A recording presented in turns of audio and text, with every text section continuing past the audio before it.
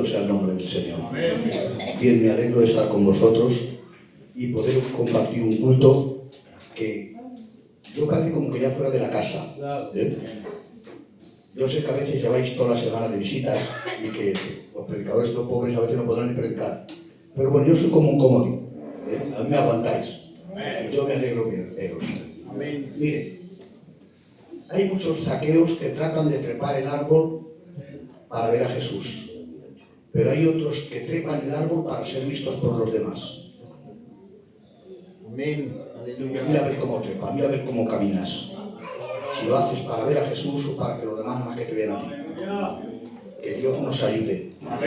Y siempre, como decía Ismael, diciendo la verdad. Porque una cosa es decir la verdad y otra es el descarado. Ahora voy por la calle diciendo, tú tuerto, tú paralítico, tú cara fea, no puedes ir así. Porque te puedes ganar lo que no debes. O lo que debes, pero que no es necesario que lo pases. Bueno, yo quisiera compartir con vosotros un tema, y es un mensaje nuevo que lo estoy predicando ahora y no sé cómo va a salir. El otro día me salió mal. La primera vez no sé cómo va a salir hoy. Y quiero abrir la Biblia con vosotros en el libro de Juan, capítulo 19 y versículo 30. El otro día me invitaron a predicar en Torrente un tema 19:30.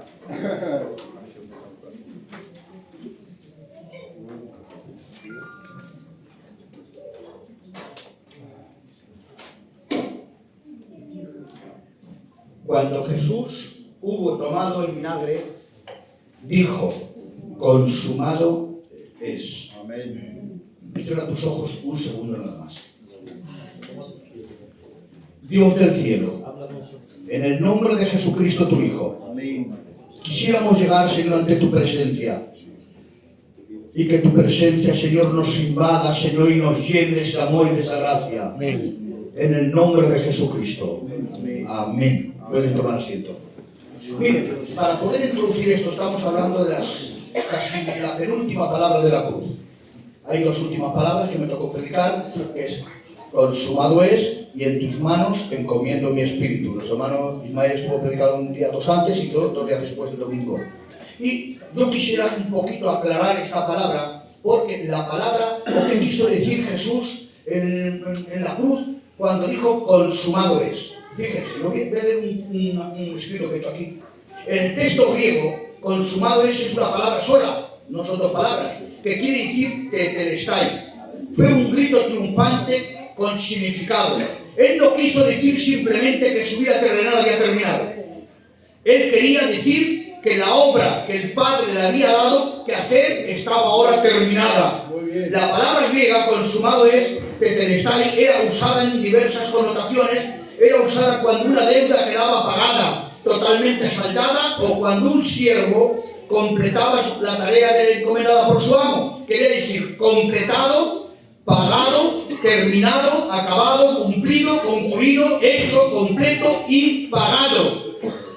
Era la obra de la palabra consumado. Pero claro, aquí vemos que Jesús en la cruz dice, acabado es, terminado es, todo es completado, todo está pagado. Pero bueno, ¿qué es lo que había que pagar? ¿Qué es lo que había que concluir? ¿Qué es lo que ya estaba hecho, que él estaba a punto de terminar? Claro, una cosa, antes de terminar, debe de empezar. Y si retrocedemos un poquitín antes, para poder introducirlo, en el original griego, la palabra empezar o comenzar quería decir aretai, que quería decir comenzar un trabajo, comenzar una obra, comenzar una labor. Y amados hermanos, esto podemos entenderlo un poquitín. Por ejemplo, en que el Señor, saben que hizo una creación, todo fue perfecto, creó a un Adán, a Eva, estropearon lo que tenían que estropear, y de hecho ahí el hombre rompió la comunión con Dios, y ahora habían hecho una enemistad entre Dios y el hombre, porque el hombre, por cuanto pecó, dice que todo el pecado de la humanidad cayó sobre él, la muerte es el resultado, y así sucesivamente Dios enviaba sacerdotes, reyes, predicadores para hacer una labor. Pero amados hermanos, nadie podía llegar a cabo, nadie podía llevar la obra como debía de llevarla. De hecho, amados que en el Viejo Testamento había unas cosas que hacer con un tipo de ritos. Y es que la gente cuando pecaba iba a los lugares altos y ofrecía un cordero en sacrificio. Y por eso la Biblia dice en el libro de los Hebreos, dice, sin derramamiento de sangre no hay remisión o perdón de pecados. Y ellos creían, los sacerdotes, los profetas, aquellos hombres creían en el poder de la sangre derramada. Y ellos ofrecieron un cordero y la gente les decía, pobrecitos, qué lástima, lo que hacen, acaban con todo el ganado que tienen. Pero a ellos no les importaba porque creían en el poder de la sangre derramada. Pero, amados hermanos, en el sacerdocio había otro tipo de costumbre un poquito más estricta. ¿Cuál es la forma más estricta? En que los sacerdotes, exclusivamente el sumo sacerdote, cuando tenían que coger un cordero para ofrecerlo en sacrificio por el pecado del pueblo, lo miraban, lo estudiaban, lo miraban bien, a ver si tenía defecto, a ver si tenía mancha, y cuando veían que el cordero era perfecto, que no tenía mancha, que estaba terminado y que acabado es, este cordero es un tetelestai, este no hay remedio, está solucionado, no hace falta más, hay que sacrificar a este. Iban al cordero, lo pasaban dentro del altar, sacrificaban al cordero en el altar, la sangre que caía la echaban en un lebrillo o en un vaso de barro, iba el sumo sacerdote, los sacerdotes que habían sustituyendo al sumo sacerdote en ocasiones, metían los dedos dentro de aquel lebrillo con sangre, iban donde había un arca del pacto del testimonio, porque en aquel arca del pacto del testimonio había 3 utensilios, la vara de Aarón, el maná y también las tablas de la ley, donde allí ponía que el hombre que pecaba debía de morir, el que mentía debía de morir, porque, amados hermanos, la ley no fue hecha para el justo sino para el malo, y prácticamente solamente se salvaban los 4 patriarcas, los 4 justos, pero el resto de la gente no podía cumplir con los ritos de la ley, porque si cumplía toda la ley podía salvarse, pero nadie podía cumplirla, nadie tenía la capacidad para hacerlo. Y, amados hermanos, la ley estaba escrito que cuando venían a ofrecer el cordero era por aquella persona, pero Dios miraba las tablas de la ley y decía, este pueblo es pecador, este pueblo es engañador, este pueblo es estafador, por lo tanto la ley le condena, la ley le sentencia y debe de morir. Pero el sacerdote hincaba los dedos dentro de aquella sangre, de aquel lebrillo, iba donde el arca y salpicaba el arca y al mismo tiempo caías por encima de aquellas tablas de la ley y seguía la sangre. Cuando Dios miraba la ley, decía que condenaba a la humanidad, pero cuando veía la sangre del cordero derramada, ya no miraba la ley, veía la sangre del cordero que anulaba, tapaba, momentáneamente borraba el pecado de la humanidad. Bendito sea el nombre del Señor. Esto digo para que introducir un poco. Fíjense, había 3 corderos. Un cordero vio Juan el Bautista, un cordero como perfecto, y lo ve el capítulo y el verso 29 del libro de Juan, y dice, esperad, ese que viene por ahí es el Cordero de Dios. Aleluya. Preparado, el Cordero de Dios que está terminado, que vale, que sirve para redimir y quitar los pecados de la humanidad.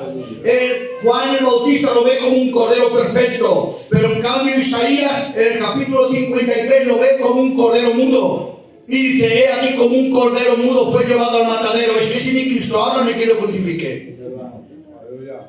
Y se cargó el peso del pecado de la humanidad sobre él. Y ahora, amados hermanos, pero en cambio Juan el apóstol lo ve en el capítulo 5 y 6, lo ve como un cordero pero inmolado. ¿Qué es inmolado? Es puesto en la mesa, sacrificado, descuartizado y terminado.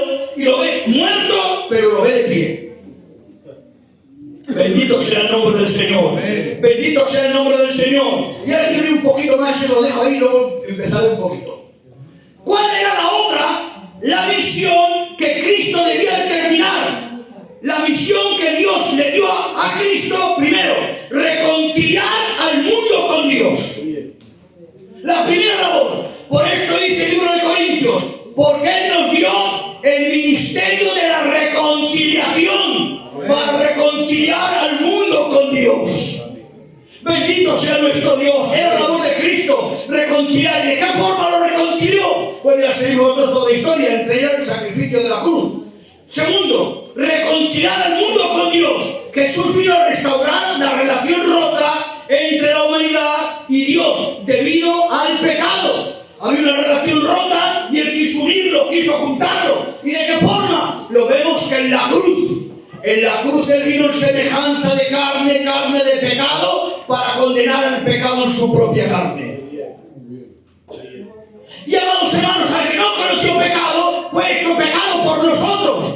Lo llevan a la cruz y ahora podemos ver cómo este cordero estando en la cruz, amados hermanos, es cuando empieza a decir, Padre, y entre tantas cosas dice, consumado es. La obra que tú me has dado se ha terminado. La obra que tú me has dado se ha acabado. Podemos coger algunos ejemplos como en Éxodo capítulo 12. El ángel de la muerte iba a pasar por Egipto y terminaba con en cada casa con los primogénitos.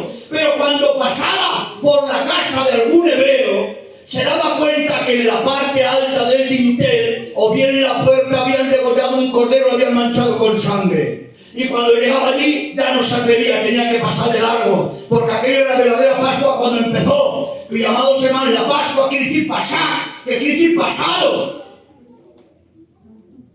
Y si, amados hermanos, que cuando el ángel de la muerte pasaba y vía la sangre derramada en la puerta, se iba de largo. Y siempre lo hemos predicado, que cuando el demonio, cuando quiere atacarte, quiere meterte en mal, pero cuando ve la sangre de Jesucristo en tu vida, pasa de largo, no se atreve, porque estás protegido. Y amados hermanos, estamos en un círculo que Dios nos guarda y el demonio no puede entrar si Dios no le da permiso. Bendito sea el nombre del Señor. Bendecido sea nuestro Dios. ¿Y ahora qué es lo que pasa? Dice la Biblia, el primer libro de, creo que es de Timoteo capítulo 4, no sé si el 4 o el 16, dice, cuando vino el cumplimiento del tiempo, Dios, o Gálatas capítulo 4 y verso no sé qué, cuando vino el cumplimiento del tiempo, Dios envió a su Hijo. ¿Cómo lo envió? Nacido de una mujer y nacido bajo de la ley. ¿Para qué? Para que pudiera redimir a todos aquellos que estaban bajo la ley.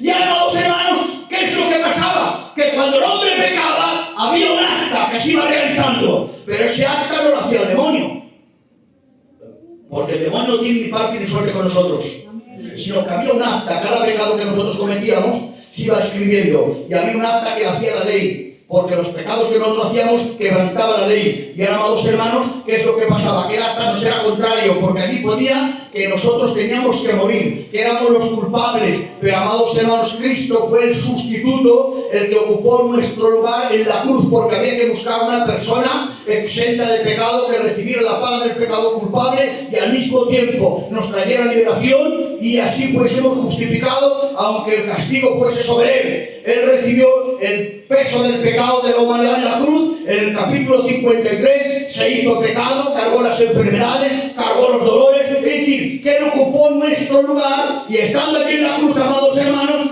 tomó el acta que nos era contraria y ¿saben lo que hizo? En ese acta la clavó en la cruz, clavando todos nuestros pecados. ¿Pero a quién le pagó esa deuda? ¿A Satanás? No. Él no tenía que ver nada con Satanás. Le pagó al Padre. Porque nosotros estábamos endeudados con el Padre. Por causa de nuestro pecado. Nos habíamos depravado, nos habíamos hundido. Estábamos en la derrota, nos merecíamos el infierno. Pero Cristo experimentó los dolores de la muerte. Incluso, me atrevo a decir, hasta experimentó el dolor del infierno él también. Y amados hermanos, tomó el acta y crucificó y dijo, Padre, pagado es el pecado de la humanidad. Yo soy el Cordero y está terminado. La obra que ellos te debían ya no te la deben. Ahora tú ya no tienes que hacer nada para poderte salvar. Eso no quita decir que tengamos que conservar la salvación. Pero amados hermanos, que la salvación no te la has ganado tú ni yo. Él la ganó en la cruz. Bendito sea el nombre del Señor. Bendito sea nuestro Dios. Y ahora fíjense más, para ir pasando rápidamente. El sacrificio perfecto por el pecado. Estamos hablando de la cruz.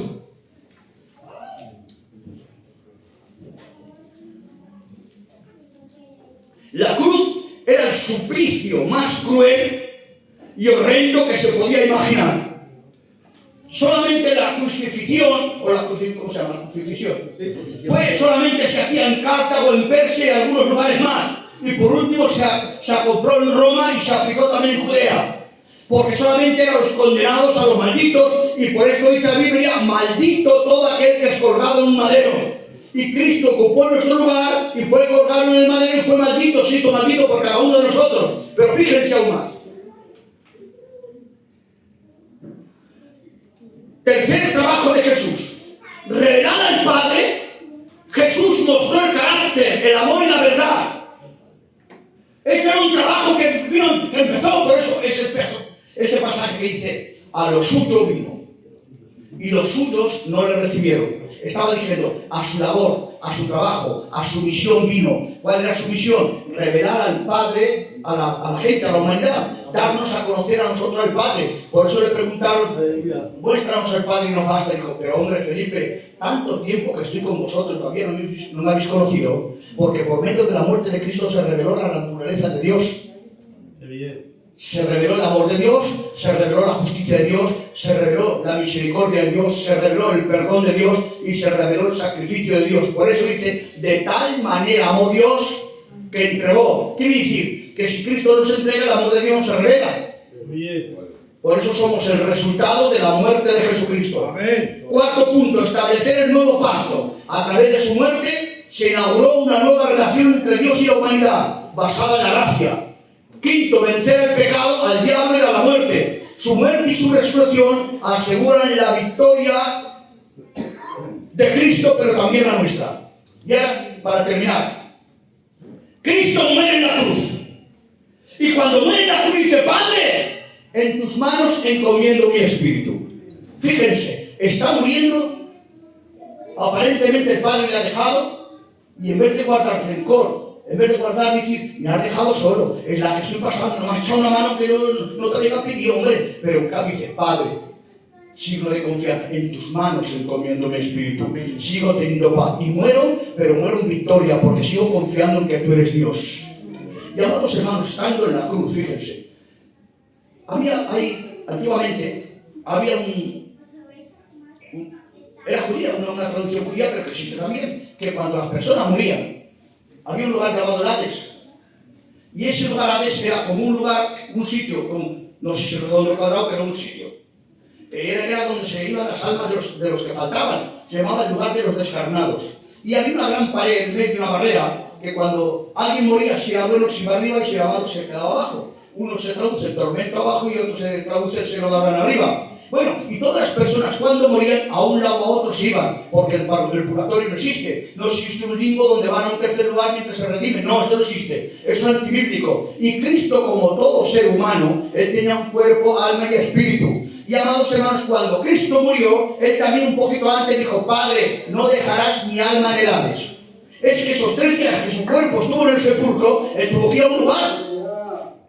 Al cielo no subió porque dijo, María, no me toques que aún no he subido al Padre. Entonces supuestamente fue ese lugar de Hades porque cumplía como un ser humano. Y estando en el Hades hay un texto en la Biblia que dice, ¿quién es el que subió? Sino también el que bajó. ¿Dónde? A las partes más bajas de la tierra, y no digo del infierno, eso no. ¿Dónde bajó? Y tomó cautiva la cautividad. ¿Qué es lo que estaba cautivo? Estaba cautivo el paraíso, el lugar de descanso, el seno de Abraham dentro del Hades. Lo tomó, lo abrazó y subió al tercer cielo, donde luego San Pablo ve el paraíso de Dios.